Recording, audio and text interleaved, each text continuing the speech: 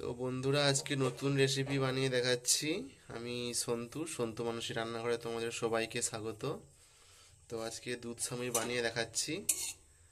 তো খুব সহজ রেসিপি।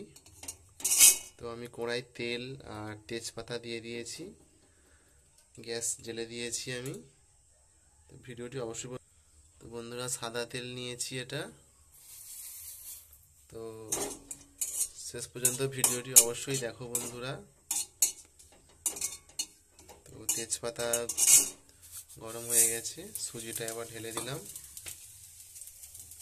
সামুইটা। তো বন্ধুরা দেখো, হালকা লাল করে ভেজে নিচ্ছি।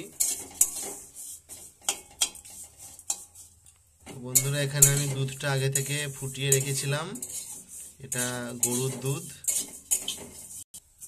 এদিকে সামুইটা আমার ভেজে নেওয়া হয়ে গেছে।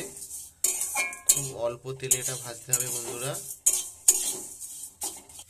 তো বন্ধুরা, এটা হয়ে গেছে, দেখতে পাচ্ছ তোমরা, লালচে হয়ে গেছে। এটাকে নামিয়ে নিচ্ছি। তো বন্ধুরা, আমি দুধটা হাঁড়ির মধ্যে এটা বানাবো। তো এটা আমি এবার ঢেলে দিচ্ছি হাঁড়ির মধ্যে।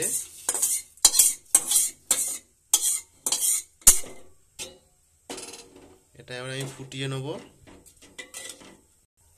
তো বন্ধুরা, এতে এবার আমি স্বাদ মতো মিষ্টি আর নুনটা দিয়ে দেবো।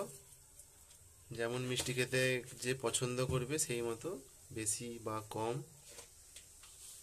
তো এবার স্বাদ মতো লবণটা দিয়ে দিচ্ছি। আর এতে সামান্য একটা এলাচ গুঁড়ো করে নিয়েছি আমি, সেটা দিয়ে দিচ্ছি। তো খুব সহজভাবে এটা 5 মিনিটে রান্না হয়ে যায়। দেখো বন্ধুরা, দেখো বন্ধুরা, ফুটে গেছে।